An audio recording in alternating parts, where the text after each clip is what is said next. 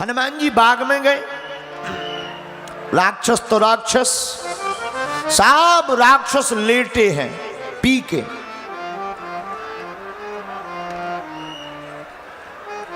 अच्छा, पीने वाले भी बड़े खतरनाक होते हैं।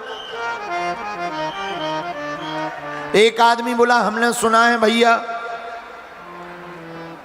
दारू पीने से जुकाम मिट जाता है।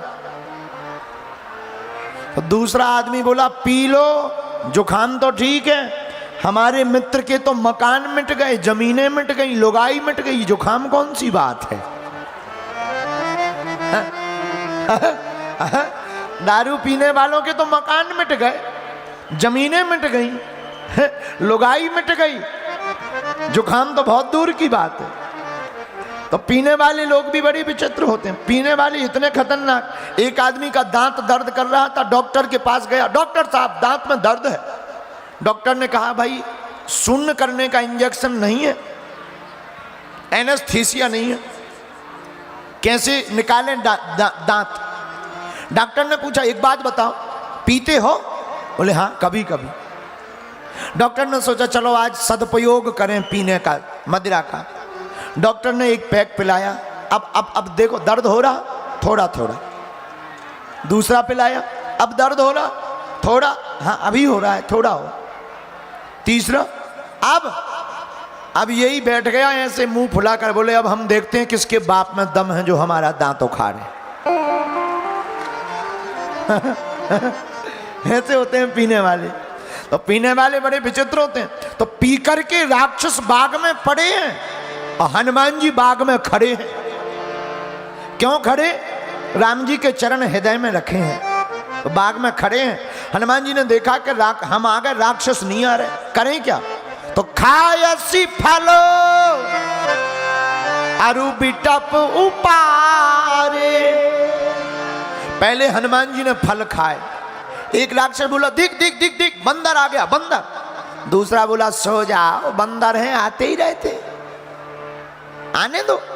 तीसरा बोला, अरे देख बंदर फल खा रहा है, खाने की चीज है, खा लेने दो, सो जाओ। हनुमान जी ने देखा ये बड़े आलसी हैं, आ ही नहीं रहे। हनुमान जी ने क्या किया? फल खाए नहीं, बेटा पे उपारे, पेड़ ही उखाड़ उखाड़ फेंकने लगे हनुमान जी। अब राक्षस भागे कि अगर पेड़ कम हो गए तो क्या गिनती बताएंगे। भाई फल खा लें तो कोई टेंशन नहीं, बताएंगे इतने फल कम हुए ही नहीं, पर पेड़े गायब हो जाए, टूट जाए तो क्यों, कौन हिसाब किताब देगा। सोई राक्षस आए, और जैसे ही राक्षस आए तो हनुमान जी भी कम नहीं है। जैसे ही आवे तो रहे तहां बहु भट्ट रखबारी, और कछु मारस कछु जाय पुकारे। हनुमान जी ने कुछ को तो मारा, कुछ को अधमरा छोड़ दिया। तो किसी ने हनुमान जी से पूछा कि भाई तुमने अधमरा क्यों छोड़ दिया? हनुमान जी बोले, फिर रिपोर्टिंग कौन करेगा? कुछ संवाददाता भी तो चाहिए जो रावण को बताएं। तो जो अधमरे बचे थे भागे भागे रावण के पास गए। रावण महाराज आफत हो गई। बोले क्या? नाथ एक आबा कपि भारी। कौन आया है? कपि, बंदर है, बहुत भारी है। रावण बोले भारी है तो क्या हुआ, लड़ते? अरे बोले महाराज लड़ते, मरते मरते हम बचे, आप कह रहे लड़ते? रावण बोला इतना बलवान? तो जितने संवाददाता थे वे बोले इतना बलवान है, चल के देख लो। रावण बोला हमें नहीं जाना। अक्षय को भेजा। रावण का बेटा अक्षय वहीं बैठा था। अक्षय कुमार बोला, पिताजी आपकी आज्ञा हो तो हम देखें? हाँ हाँ जाओ जाओ, देखो जाओ। जैसे ही अक्ष हुआ समक्ष, और हनुमान जी ने एक मुक्का मारा, सोई सीताराम। रावण तो बैठा था, अब खबर आएगी बंदर पकड़ लिया गया होगा। रावण बोले क्यों, बंदर कहाँ है? संवाददाता बोले वही है हमारा बेटा अक्षय। बोले महाराज पहले नीचे गिरे फिर ऊपर, काम हो गया। रावण बोला इतना बलवान? तब रावण का दूसरा बेटा मेघनाद, मेघनाद बोला पिताजी आपकी आज्ञा हो तो हम जाएं। हाँ जाओ, तुम भी जाओ, जरा देखो ये कौन सा बंदर है। अच्छा एक बात और है, मेघनाद इंद्रजीत है, मेघनाद इंद्रजीत है। चला इंद्रजीत अतुलित जोधा,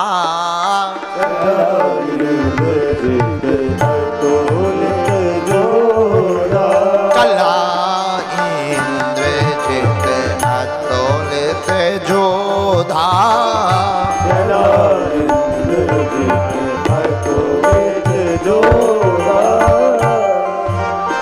इंद्रजीत है मेघनाद, लेकिन दोनों में अंतर है। अगर मेघनाद इंद्रजीत है तो हमारे हनुमान जी इंद्रिय जीत हैं, इन्होंने इंद्रियों को जीत लिया। मेघनाद अतुलित योद्धा है तो हमारे हनुमान जी अतुलित बलधाम हैं। अब क्या टिकेगा इंद्रजीत? नहीं, जितने उसके साथ में थे रहे महाभट्टा के संगा, रहे महाभट्टा के संगा, रहे महाभट्टा के संगा, रहे महाभट्टा के संगा, गह गह कपि मर दय निज अंगा, गह गह कपि मर दय निज अंगा।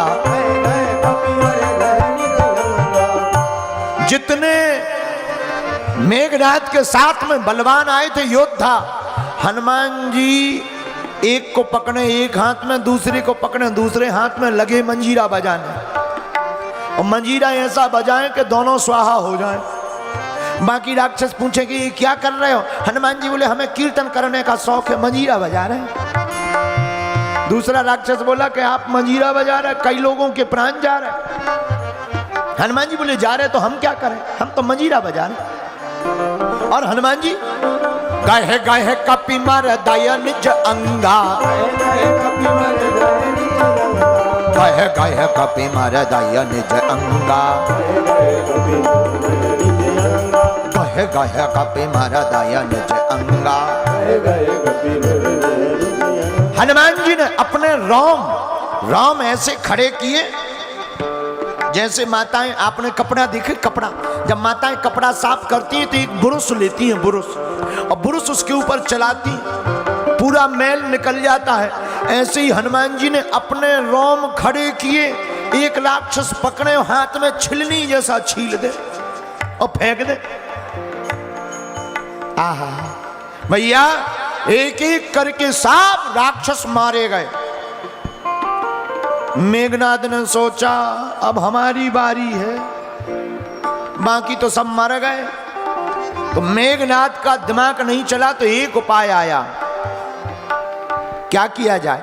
ब्रह्म अस्त्र ही साधा, कपि मन कीन विचार, जो न ब्रह्म सर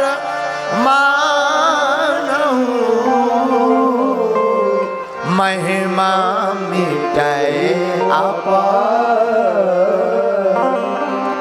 हनुमान जी पर ब्रह्मास्त्र का प्रयोग किया और हनुमान जी बंध गए। हनुमान जी बंधे अपने मन से, ब्रह्मास्त्र के कारण नहीं बंधे, अपने मन से। क्यों? बूढ़ों का सम्मान करना चाहिए, वृद्धों का। क्यों? देखो, घर में बूढ़े हों, भले ही बाहर बैठे रहें, रौनक बनी रहती। एक बार एक लड़का को एक लड़की से लवेरिया हो गया, शादी करनी थी उसे। शादी करने के लिए लड़की के पिता के पास गया कि हमें विवाह करना है। पिता ने कहा ठीक है, एक शर्त है। क्या? शादी में एक भी बूढ़ा आदमी नहीं आएगा। पुराना जमाना, एक भी बूढ़ा आदमी नहीं आएगा, वृद्ध नहीं आएगा। तो बाकी लड़के जो साथ गए थे, तो लड़के हैं, नाम ही है लड़के। तो लड़के बोले अच्छा है, कौन बूढ़ों को संभाले, जवानी जवान ठीक है, नागन डांस होगा, बढ़िया शादी होगी। शादी तय हो गई। लड़के ने अपने पिता के घर पर पिता को बताया शादी तय हो गई, एक भी बूढ़ा आदमी नहीं जाएगा, शर्त है। लेकिन लड़के का फूफा, जो फूफा जी थे, फूफा जी नाराज हो गए। क्यों? बोले चाहे जो हो जाए हम तो जाएंगे। फूफा को समझाया, फूफा जी मत जाओ। फूफा जी नहीं माने। फूफा जी बोले हम तो जाएंगे। अब लड़के बोले बड़ी आफत हो गई, क्या किया जाए। एक लड़का बोला एक काम करो, बोलेरो गाड़ी है, ये फूफा जी को बोलेरो गाड़ी में पीछे सीट पे बैठा दो, ऊपर से कपड़े रख दो, जब भांवर पड़ जाएगी तब फूफा जी को निकालेंगे, जाना भी हो जाएगा काम भी हो जाएगा। हाँ ये उपाय ठीक है। गाड़ी में पीछे फूफा जी को रखा, ऊपर से कपड़े, गाड़ी चली, गांव में पहुंची। जनबादसे में बारात का स्वागत हुआ। घराती लोगों ने मिर्चवानी पिलाई, शरबत पिलाया। लेकिन लड़की के पिता ने दूसरी खबर भेजी, सुनो शादी तो हो जाएगी, एक शर्त और है लास्ट, इसके बिना शादी नहीं होगी। शर्त क्या है? गांव के बाहर जो नदी है, इस नदी में जितना पानी बह रहा, इतनी दूध की धार बहवा दो, सो शादी हो जाएगी। अब बताओ भाई, नदी में कोई दूध की धार बहवा सकता है, बहा सकता है क्या? लड़के बोले चलो वापस, अब नहीं होनी है, क्या किया जाए। लड़के जाने लगे तो एक ने कहा जा तो रही है, फूफा जी को क्यों मार ले, इन्हें निकालो। फूफा जी बाहर निकलो, चलो आगे बैठो। फूफा जी बोले क्या हुआ। लड़कों ने कहा शादी कैंसिल हो गई है, दूसरी शर्त रख दी है कि गांव के बाहर जो नदी है उसमें दूध की धार बहाई जाए, तभी जो है शादी होगी। फूफा जी बोले इतनी छोटी बात पे बारात वापस ले जाती है। लड़के बोले इतनी छोटी बात, इतनी बड़ी है। फूफा जी बोले रुक जाओ, खबर भेजो और लड़की वालों के घर पर खबर जाके कह दो कि दूध का इतना इंतजाम हो गया कि तुम्हारे गांव में बाढ़ आ जाएगी, बस पानी तुम खाली करवा दो। हाँ, हमारी भी एक शर्त है, कह देना हमारी भी एक शर्त। बोले क्या? बस पानी तुम खाली करवा दो, दूध हम बहवा देंगे। और जब लड़की वालों के पास खबर गई तो लड़की के पिता ने कहा, जो दूत थे उनसे कहा भाई एक देखो जरा बारात में कोई बूढ़ा तो नहीं आया है। ऐसा दिमाग बूढ़ों के ही पास हो सकता। इसलिए हम लोगों को वृद्धों का सम्मान करना चाहिए। वृद्धों के पास ज्ञान हो या ना हो, पर अनुभव का ज्ञान तो बहुत होता है। वही हनुमान जी ने किया। हनुमान जी ने ब्रह्मा जी के ब्रह्मास्त्र का सम्मान किया। हनुमान जी बंधे नहीं, जानबूझकर बंध गए, क्योंकि अपने से बड़ों का सम्मान हम करेंगे तब दुनिया करेगी। बोलो जय सिया राम। ब्रह्म अस्त्र ही साधा, कपि मन कीन विचार, जो न ब्रह्म सर मानो,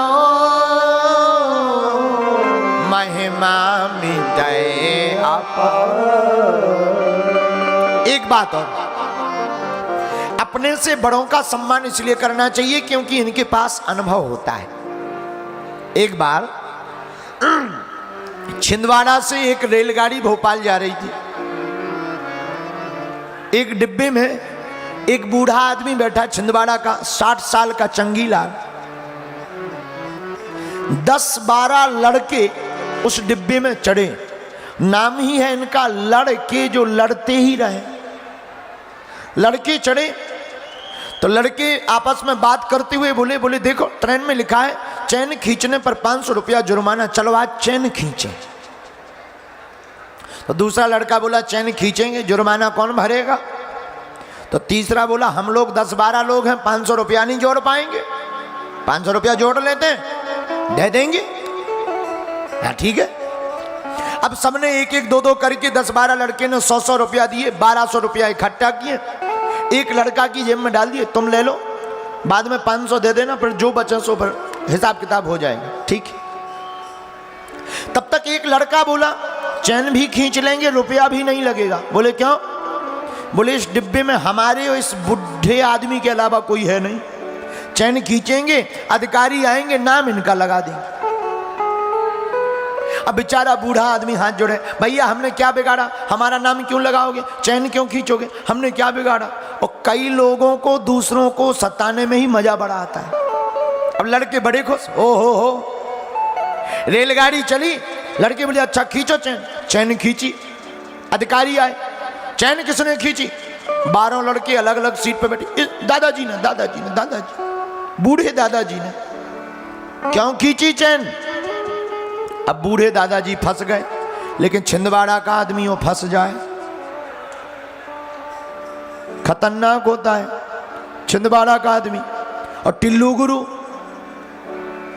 चंगीलाल उर्फ टिल्लू गुरु बोले श्रीमान अब चैन ना खींचते तो क्या करते, बोले क्या हुआ, बोले लुट गए। ये 12 लड़के चढ़े, हमारी जेब में 1200 रुपया थे, इन्होंने लूट लिया, आपको भरोसा नहीं है, अमुक आदमी की जेब में डाले।